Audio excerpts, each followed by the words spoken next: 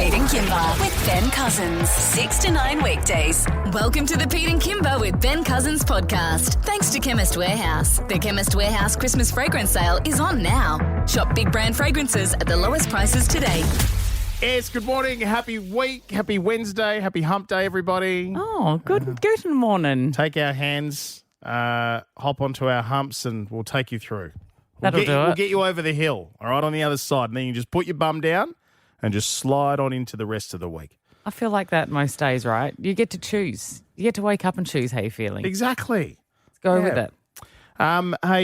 Today I'm going to introduce you to the other person who's going to be in my Regatta team. Oh, because of course we know you've got Matt Tenney from right. Channel 7, who's an absolute legend. Mm-hmm. Why, what's this look? No, there's no look. There's absolutely no look. Have you gone with a sporty person for your boat, or have you gone with celebrity? Like Matt Tenney's got some muscles on him anyway. Yeah, he does. He looks but great. have you gone someone who's actually like got a bit of skill in the water? He's a I don't know if he's got skill in the water. I wouldn't exactly call him an athlete, but I'm very confident about his fitness. You wouldn't call him an athlete. Yeah, I wouldn't call him an athlete, but I'm very confident about his fitness. Okay. Yeah. So All I'm right. just throwing that out there. All Okay. Right? So after 7:30, we're going to talk to this person, and not a minute before. Okay. I'm all about it. So the Masters Regatta a little bit later on this month. You versus me versus Ben in our Masters milk carton boats, mate. It's going to be huge. Well, it's extra celebrations this year too, because Masters are celebrating 100 years of being proudly Aussie-owned and WA made. And so what better time to drink all their delicious milk and turn it into a boat? It's Pete and Kimber with Ben Cousins. You cannot influence my decisions on this, Pete. When you ask me to choose my own adventure, it is whatever I'm vibing on the day. Okay, great. Well, I just hope you're vibing right. Okay. All right. So 2 stories on the table. You need to choose one, and then we will go down that path. Okay. So you can choose something with tongue, or you can choose something without tongue. Oh, I mean, every day of the week, something with tongue. That's what I thought. All right, great. Fantastic. So I'm going to play you a bit of audio here. And I'm just going to let it speak for itself. Okay. All right, here we go.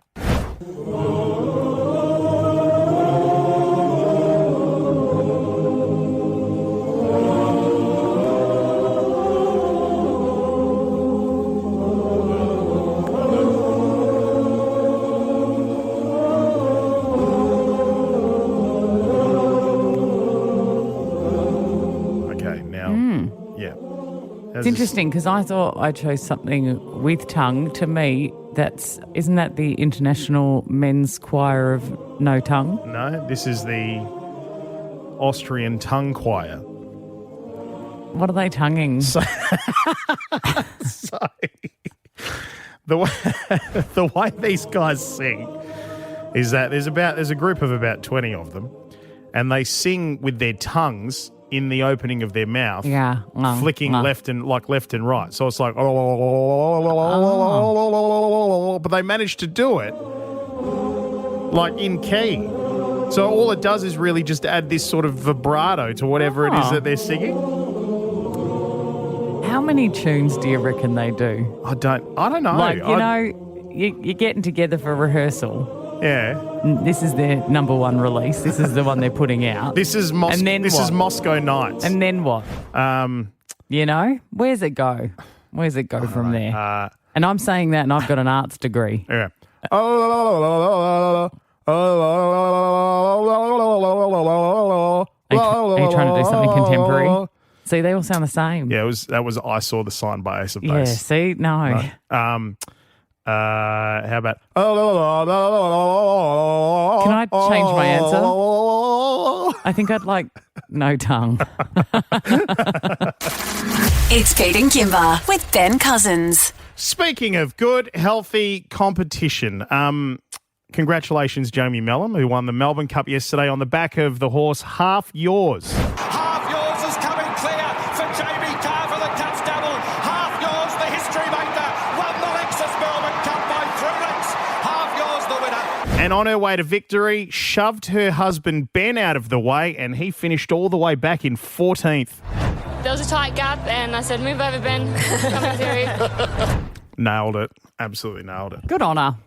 Good win. 13 10 60. I would love to hear from people this morning about their competitive couple dramas. Are you a competitive couple? Are you and Liz competitive? I am. Liz is not.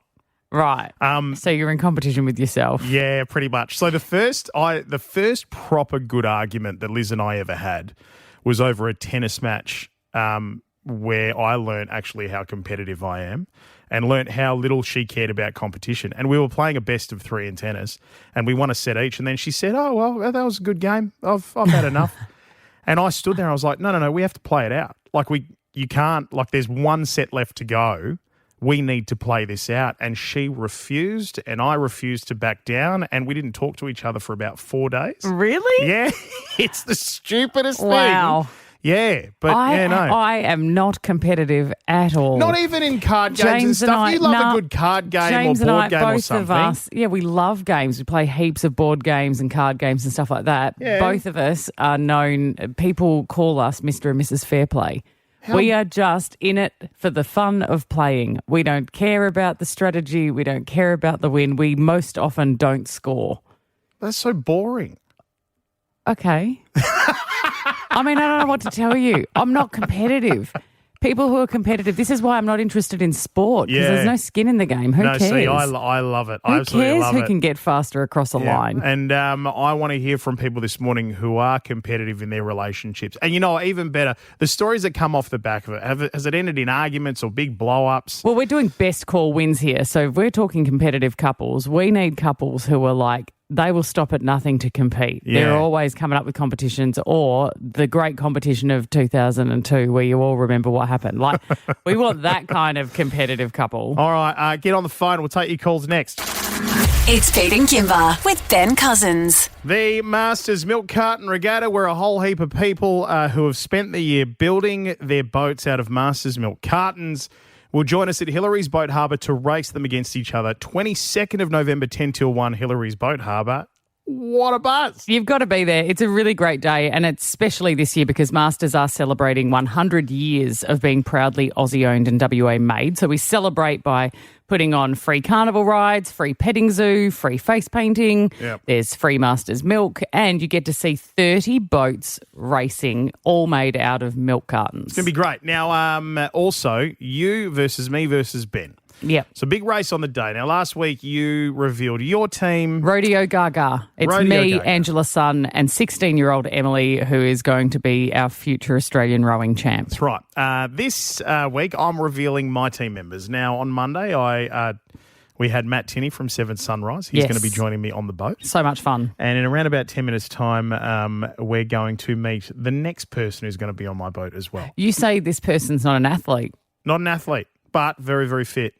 And I tell you what, I can't get over how inundated I've been with requests from people to try and get in my boat this year. Okay. Can I play a bit of audio? So I remember last year how I was sort of phoning people to go, hey, can you come in my boat? Like Sophie Monk. Yeah.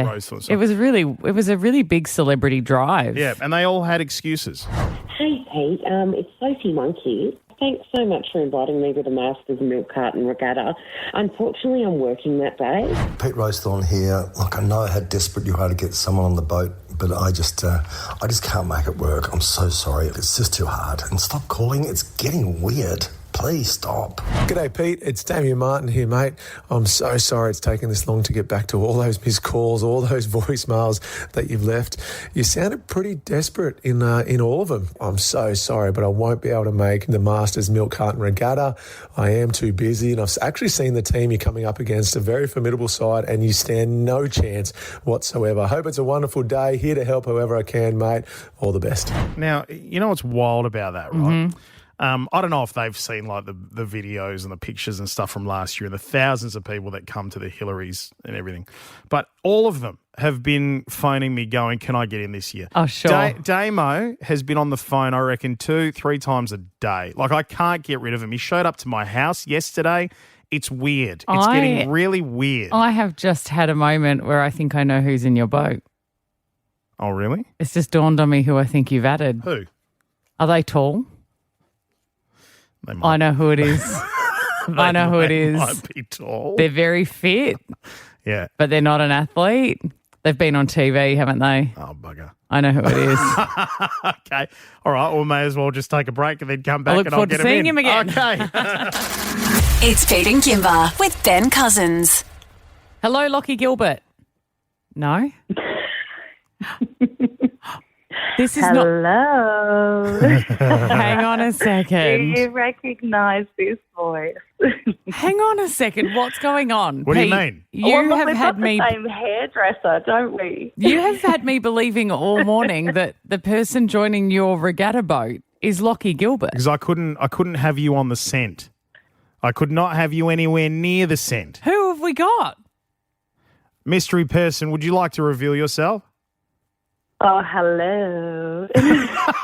This voice, I can't... Kimber. Why is We've it got so the same recognisable? hairdresser, doll. Come on, Kimber. Same hairdresser. Is this Sherry Lee?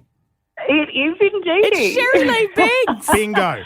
You know, I've been waiting years for this call-up. Years, I See? tell you. This is what I you're can't Sherry believe Lee. you've gone and taken Sherry Lee and put her in your boat. Sherry Lee and Sherry I. deserves to be in my boat. No, she doesn't. We've been concocting this for ages. And I'm not joking. You heard what Sherry just said about how she's been waiting ages for this call. I wasn't joking when I said all the Pete Rosethorns and the Damien Martins and the Sophie Monks, all that have been on my back to go. And I said, no, there's only one person that I trust to be in this boat alongside myself and Matt Tinney, and that is Sherry Lee Biggs. I love it. The TV boat. This is where it's at. And do you know what, Pete? Yes. This is where I think maybe you're a bit tactical, but I know the winds, man. Yeah, I know, man. I do the forecast. Exactly. Sherry there Lee, you go. I'm thrilled We're that gonna you're part use of this to our Regatta. advantage. We are. I'm stoked that you're going to be a part of Regatta, and this is awesome, but I do think you should be in my boat. I don't. Oh, look, Kimber, it was a tough choice, I've got to say, but you didn't give me the call-up, sister. So No, you know what she did? She it's went. me and Pete She decided and to go Matt. to the other network to get their weather person. I'll I tell mean, you what. what is going on there? I you know. what. I was a little bit hurt, but no, I think we've got a pretty strong boat, and but I hear, who do you have on yours, Kimber? I've got Angela Sun and also Emily Prestige, who is a 16-year-old on her way to the state champs for rowing. Yikes! All right, well, Pete, guess what? I've got a toddler and I have to go to the gym to be able to pick up this toddler. Yeah. So I'll tell you what, I reckon we might be dark horses. I Because hear you, last sister. year, it wasn't your year. It No, it wasn't your wasn't. year. No, it wasn't my year. But that was you were solo then. Absolutely. So, Yeah, it was just me and the All volleyball. right, look, I'm jealous, but I wish you all the best for a successful win. No, you don't. And Don't you know lie. what? I'm going to say, Sherry Lee, you should wear bathers under whatever you're wearing Oh, because here we go. Pete usually ends up in the drink. why? But is he not great at constructing a... No, the boats are solid vessel? because the Harrisdale men's shed have put them together for us and they're Oh, amazing. good. Oh, The lovely. boats Okay, are solid. That's good to know. Pete uses his bum and his hips to shake everything about. On the day he gets excited and there's a lot of movement in the hip region. Okay, all right. Well, wetsuit it is then. Yeah, just to be sure. there's been you more know. than once that Pete's bum has knocked me off a boat. There's a Well, reason. Pete, we've got to chat about names then. We Because do. This is vital. I feel Yeah. like, you know, at least if we're not gonna win, we're gonna win in the name department. Yeah, So what have you got I know. thinking? Look, we will absolutely win. You're going to be hard pressed to go up against Rodeo Gaga. Yeah. Like, we have got this. Okay, Have you got any all right. suggestions, Sherry? Well, I don't know what. Now that we've got this TV boat together, like anchorman, anchorwoman, I don't know. Oh, yeah, Cloudy nice. with a chance of victory. A bit I of like cloudy And the with a boat chance of victory. reference Yeah, yeah. in yeah. there with the anchor. high pressure, low standards. You know, bit of a weather. Oh, that's great. I like these weather references. I was thinking something like Rodeo Gaga. Stop it. Sit down. It's original. I like it. Sherry Lee, it's going to be a delight to see you on the day. Thanks for getting involved. I'm so excited. Thanks for asking me, guys. I can't wait. It's the best I'm day. going to go to the gym right now and just work on it, you know. Yeah. We'll see you there and get everyone involved. You've got to be there Saturday, November 22, 10 till 1. You'll get to see a bunch of boats. And also, if you get down there and vote for the best design, you can score yourself cash. Yeah, absolutely. Hey, Sherry Lee, Yes. Just one more thing, so we're all across the same story. We Okay. didn't ask you. It's like you said earlier. You were on the phone to us. I Like was. you wanted to be I in the boat. was. Yeah, exactly. Honestly, it's been years in the making. Exactly. Yeah, good. Just so we got the story straight. Fantastic. Begging. All right. Can't wait. November 22. We'll see you there. It's Pete and Kimber with Ben Cousins. From the team that brought you Ghost Week, Pete and Kimber with Ben Cousins present Ghosted Week. Ooh.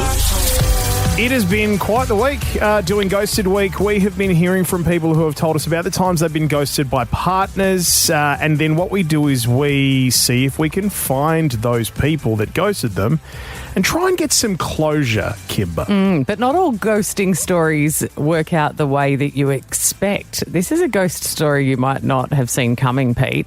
Miriam, are you there? Hello. Miriam, tell us a little bit about the person who, the time you were ghosted. What was happening? What were your circumstances? How long were you dating? That kind of deal. Well, I think it's sort of where it starts, which we met in a nightclub, and most people would say, oh, you never meet anyone in a nightclub. But we had this instant connection and an intense sort of dating for about 3 or 4 weeks. And then I was heading up to the Gold Coast to house sit, so things already were a bit like, ooh, how's this going to work? And the guy at the time was going through a divorce as well as a really unwell parent. So there was a lot going on. But really, one day we were chatting about catching up, and then he said, oh, I can't make it. And that was the last that I heard of him. So it was like a few weeks of dating. So you were seeing each other like a couple of times a week, or where were you at? Yeah, we were seeing each other a lot. There were a lot of texts. It was like, you're the one I've been waiting for. We were both feeling all the feels. And then, yeah, some circumstances took me away for a bit. And then I came back and I'm like, oh, my God, I'm back from the Gold Coast. Like, let's go, let's catch up. And then yeah, he just disappeared. Was there a lot of kissy? And a lot of, this is going somewhere. I think I might want you to meet my friends. I might want you to meet, family or... Well, that's it. And actually, I'd forgotten about that bit because it was when I said, hey, I'm at a barbecue with my friends. And that was the meet the friends moment.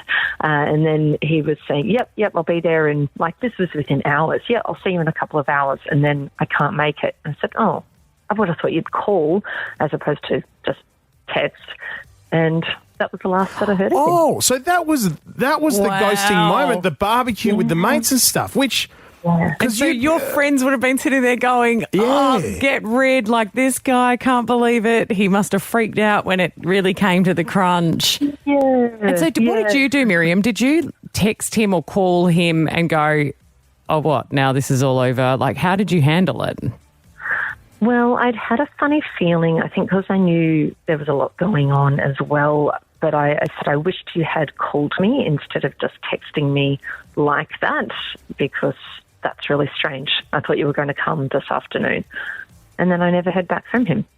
And how soon after that did you try and follow up? Like, did you give it the afternoon and get through that? And did you get into the next day and send another text? And then how long did that go on for?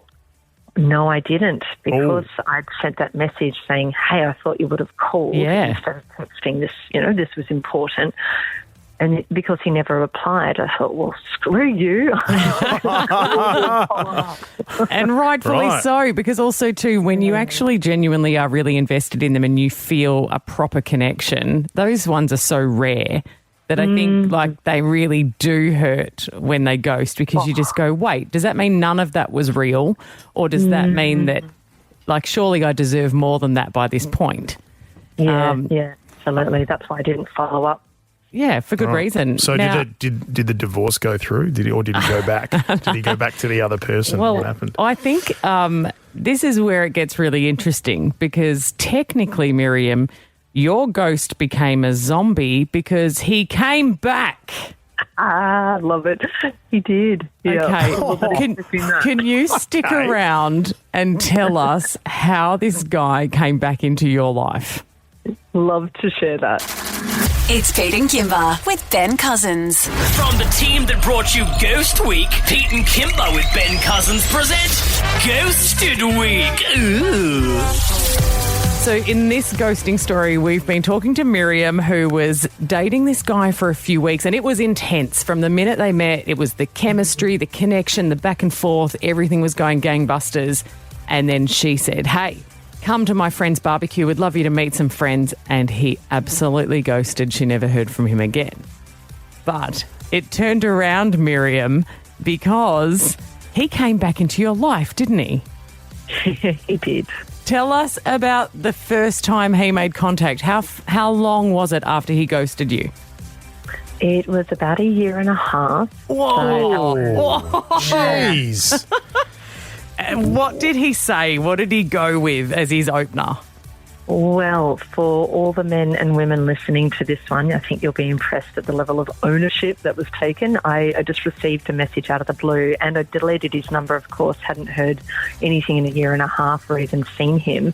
And I got this message out of the blue. I'm really sorry. It was longer, but I'm sorry. I'm taking full ownership of what I did. You didn't deserve this. And it's not the sort of man that I am and not the sort of man that I want to be. And I just want to let you know that you're really special and I'm truly sorry and I hope you're well. Like one of those. Oh, so, and was going to leave it with you. He was just putting it, bringing it to peace. He wasn't even asking, hey, let's give it another crack or anything.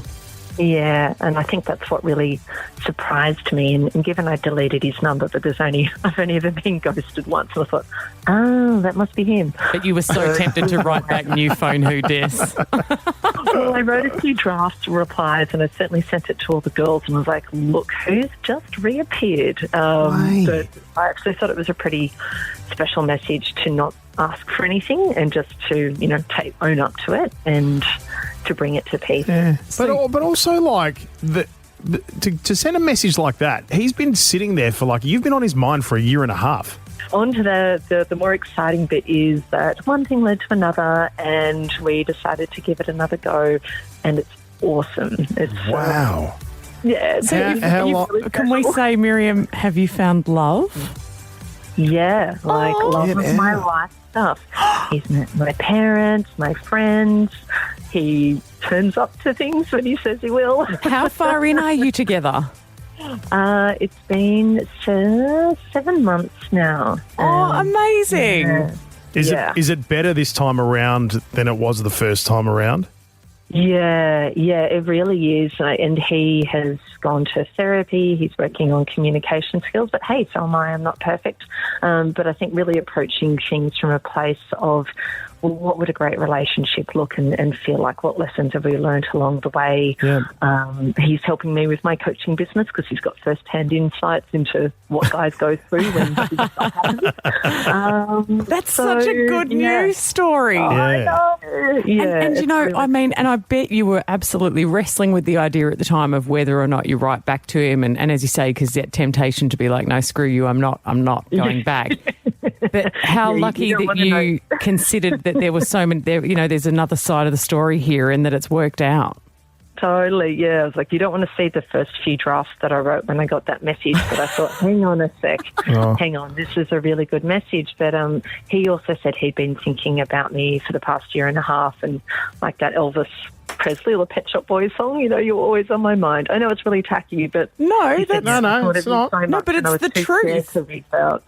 That's the truth of your very cute story, and I'm just thrilled. I mean, it's the best zombie return story I've heard, and we're all about it. You were always on my mind. There we go. There it is. Sing it, Miriam, thank you so much for sharing your story with us. We are so thrilled it worked out for you. Thank you so much for having me. I just wanted to share that sometimes you just don't know what's going on for people. So I think, not to be a doormat, but, certainly speak your mind and have boundaries. But some instances, you just never know.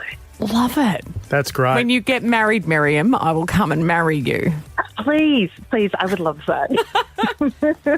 There we go. So not all ghosting is bad. All ghosting's bad, but sometimes it can work out quite well. I mean, you just got to try and use your judgment and see what works, right? Yeah. But he's obviously put a lot of thought into that return text, which I think is what mattered.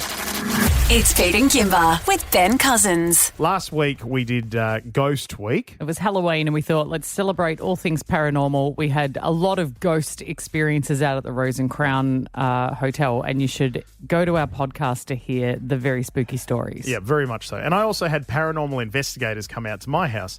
And we sat in the hallway up near the kids' rooms and for a few hours with them setting up their equipment. That started They going... set up equipment? That was my first question. Is it like the old Ghostbusters, I'm thinking? Yeah. They come in with the equipment. Because these guys don't do like psychic medium gear. They don't talk to the other side. They just use the equipment to set off frequencies and stuff. So there was like a bell that was dinging, and there was like a thing that said yes or no that was going off when we were asking it questions and other bits and pieces. And there's like an app that you're about to hear. There's an app in there where the ghosts can sort of talk to the app, and the app translates it into language we would understand, and then they say it out loud. So are we working in frequencies or? Yeah, we are. Yeah. So it's called Spirit Talker, and it talks in Siri's voice, but it is the paranormal coming through. And it said some weird things.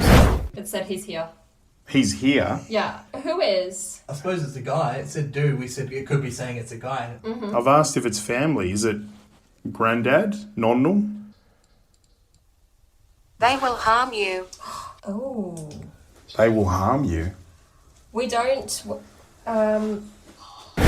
Now, what does that mean? Who'll harm you? Well, the ghost was open to talking interpretation, to us. Ben. This is in. We were interpreting, right? Now, the ghost revealed himself as Eugene, right? And said, I'm Eugene twice. And some other bits and pieces, right? But anyway, at the end of that paranormal investigation, we saged the hell out of the place and then asked Eugene if he'd kindly leave. And we, walked backwards. On what grounds? Well, thank you very much for being here, Eugene. I don't really like the feeling of you being around. I'd appreciate it if you moved on to the light. I have kept housemates for worse. Yeah. They have done. You don't have to do much these days. You don't have to do much. Eugene hasn't done anything to you. He's not slamming doors. He's not holding your kids on the ceiling. He's not doing anything Throwing to rocks. you. Well, here's the thing. I don't think Eugene left because things have been happening in the last week. What's happened? I think Eugene, if anything, is now more active than Eugene was before we had the paranormal investigators. He's probably packing. No, he's not packing. We promised your wife that we wouldn't make the situation worse. What's he been doing? Well, okay, so Sunday night, right, the TV in the front room was on, and I walked out and came back, and it was off. And My TV does that too. No, but it was Not the like sleep. No, it was It's like an automatic setting. No, it's not. It was 7 seconds. I was out of the room, and I walked, and I know this TV through and through. I've had this TV for 20 years. This TV doesn't do that, and it did that. And then Monday night, I was sleeping in Mila's room, and I could, you say, like I tell you that I can feel things in the air, right? So and I went, stuff it. I spoke out loud, and I said, Eugene, I thought I asked you to leave. If this is you, I'd appreciate it if you did. And in the bedside table that was right next to me, one of Mila's toys started talking. Don't laugh. Does it normally talk? No, it does normally talk, but not like you have to press a button What did or it something say? like. No, Be my friend. No, it was just. I just want to love No. you. Pete. Well, here's the thing. It didn't say any words. Usually it says words. This time, all it said was like that's all it did. It just made this like white noise. And in the recording with the paranormal investigators, I don't have the audio here, but he says static. Like he communicates through static. And then Liz told me yesterday she was in the front room wrapping a gift, and the wrapping paper started slowly rolling out, and then it stopped, and then it rolled out a bit more, and then it stopped, and then it finished rolling all the way out. And she can't explain it. Oh my God, it's almost like gravity as well as. It's not gravity, all some right? sort of. It's not. It's Eugene. He's still there, and he's doing Eugene. what? Okay, so far he helps you wrap presents, and that's it. He helps you wrap presents, and he talks to you at night through a children's toy. And kindly turns the TV off when you forget to. When you've left the room. All right. But tell me, who was, just to go back a step, what did you interpret when he said they will harm you? I don't know. Was that Eugene talking about himself? No. Was that him talking about like somebody else was there? The paranormal investigators. Well, no, they were very, very lovely people. They weren't going to harm me. But yeah. Who did you say, okay? I don't know, mate. Eugene, live your best life, mate. You're doing nothing wrong. He's fine, Pete. Just why can't you all just go and get along with him? Your house is big enough. Okay, you two are clearly not the people I should be talking to about this. Fine. It's Pete and Kimber with Ben Cousins. What happens next? Producer Brooks just goes over the internet, trolls around to see what is happening and finds real stories, and then presents just a snippet to us, and we have to guess what happens next. All right. So you can play along at home listening to this. Here's the first story. Every night at midnight, someone knocked 3 times on the door of an old farmhouse. The owner always called out, "Who's there?" But no one answered. One night, tired of the prank, he shouted, "Come in if you dare."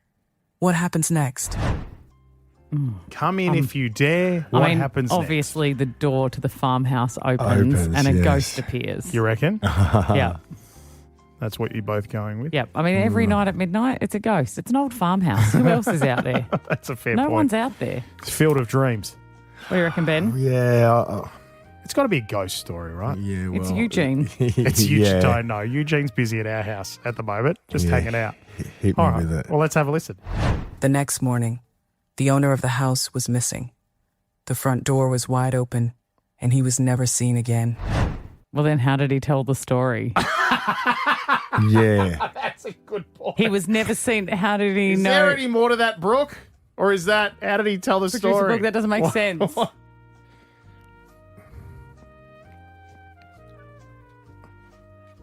Yeah, but they won't know that he said, Come in. "Come in if you dare," and then he was gone. Or maybe they're just assuming. Maybe it's an assumption. I don't know. He was never seen again, for real. For real. Never seen again. Mate. Don't let the truth get in the way of a good story. No, Brooks, she picks very solid stories, but that one I reckon is going through to the keeper. All right, well, let's find out about, here's the second story. In 2015, Jerry and Janice bought a house in San Diego. They moved in with their toddler, and Janice was 9 months pregnant. As soon as they moved in, weird things started to happen. Their neighbors started receiving weird notes addressed from them they didn't write or send, and their details were posted publicly asking for weird requests. What happens next? I've got an idea. I know what's happened next. I'm not sure. I reckon I know what happens next as well. Are you thinking what I'm thinking? I reckon we're thinking 2 words. Technically 3 I would have gone with, but yeah. Okay. Do you want to have a guess if we get it at the same time? Do you want to go 3, 2, 1 and what we both think happened? We'll try. Okay. Okay. Well, I think mine's 2 words though. Okay. 3, 2, 1. Carbon Gas monoxide poisoning. leak. Okay. Okay, right. Same deal. Same deal. Carbon monoxide Yes. poisoning. This is the reason why is because we came. Wow, this is a nuts story. We came across a story like this a while back. Yeah, I brought it to Pete because it blew my mind about a dude. If anyone frequents Reddit, they would know the Post-it guy who was finding Post-it notes all over his apartment in his handwriting, but not written by him, and it was spooking him out. And he put it on Reddit, and Reddit people said, "Dude, you've got a carbon monoxide leak in your apartment and you need to get it looked at because it's going to kill you." And that is what it was. Yeah. He didn't. Yeah, had no idea. It makes you go a bit over the, your brain doesn't work. And this is maybe what they've been doing. I reckon it's carbon monoxide poisoning. Writing the letters without Yeah, they don't really know they're knowing. doing it. Okay, let's have a listen. It turns out that it was all one woman's doing. She had tried to buy the house and missed out and was trying to punish them and get them out of what she believed should have been her house. Oh, my God. This story So I inspired was the nearly horror going to say film that. I titled got Aftermath. going to say that. It was Eugene. Someone was trying to get them out so they could buy the house. Get Yeah. out. Yes. Oh. Old Eugene, I mean, he's carbon at it again. monoxide poisoning. That was a good is one. I Carbon like that. monoxide was a solid Yeah. story. We'll bring Legit. that story back again one day, and tell that story again. I'm Because it going was to keep wild. that excuse in my back pocket in Yeah. case whenever I'm doing things I shouldn't be. Or Pete and Kimber with Ben Cousins. 6 to 9 weekdays. Thanks for listening to the Pete and Kimber with Ben Cousins podcast for Chemist Warehouse. The Chemist Warehouse Christmas fragrance sale is on now. Spoil yourself or your loved ones this Christmas with big brand fragrances at lowest prices.